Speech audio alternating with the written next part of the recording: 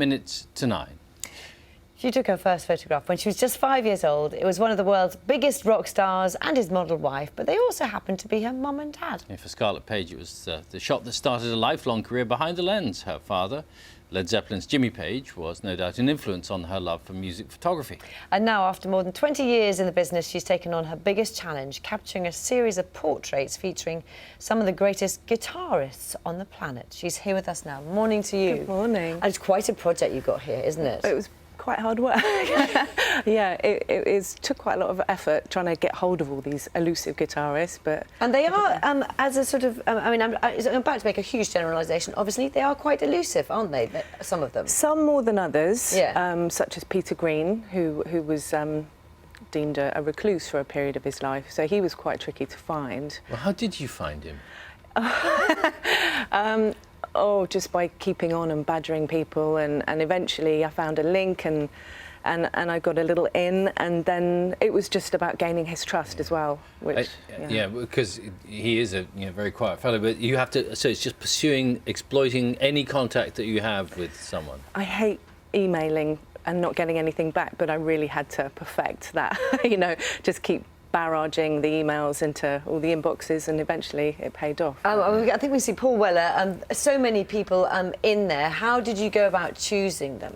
And who are your favourites? I don't want to ask who your favourites. How do you choose them? I think because I'm not a real guitar aficionado myself, yeah. I take pictures of people, and I have always taken photographs of musicians, but I just did I searched for the list of the greats, the top 10, 100 guitarists that were still around, and then I just proceeded to contact most of them as best I could, and then, yeah. Is there something, sometimes you didn't have very much time to shoot with them, but is there something about them they all share as people? Well, in all the photographs, obviously, the passion for the guitar, and in every photo they're all holding a guitar, which I think put them at ease, So many of them just started to play, and I was like, no, just look at me. Because Paul McCartney played you just composed a little song on the spot for you, didn't he? I was incredibly jet-lagged. It felt surreal, but he said, did you come all the way from London to do this? Because it was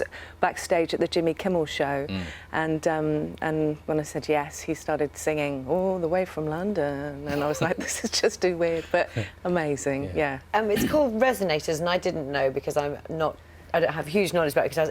That is a particular type of guitar as well. When I chose that name, I didn't even know. Really? You didn't know that?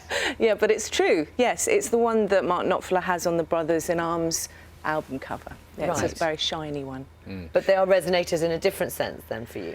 Yeah, I thought it was a great name that sort of encapsulated what it's all about. Yeah. And some of them have lovely stories about the guitars they play. Brian May, of course, this is not Brian May, it's Paul Weller. Yeah. But here you come in just a second. Has a guitar that he made himself. It's not that one, is it? It's a different one. Is that still the one he made? I mean, he pretty much uses just one guitar, from what I can gather. And with his father, he made part of it from an old fireplace. But I was wondering how you would have a wooden fireplace. But yeah, it must be the sort of surround. Yeah. And used to use a sixpence as a plectrum. And he had some made by the Royal Mint, which with his head on, I think. So not so much Queen as King, really. Well, maybe there's a play on that. Oh, yeah. Good. It's on the headstock of his guitar. There's a little sixpence in there.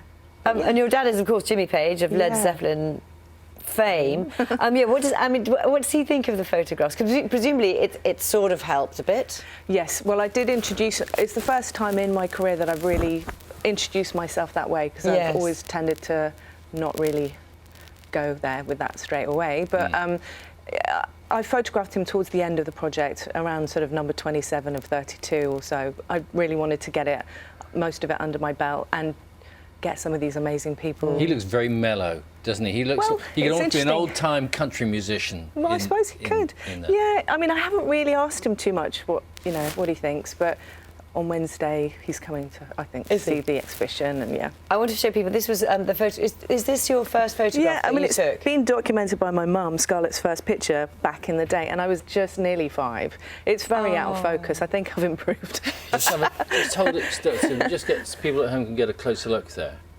Oh, that's so lovely. And did you know then that that's what you wanted to do? I Presumably not. didn't, but I obviously had free range of the Polaroid and probably took pictures of my feet or something most of the time. Brilliant. Well, fascinating book. Thanks you. very much. Scarlett, it was lovely to meet you. Scarlett Page's book is called Resonators. It's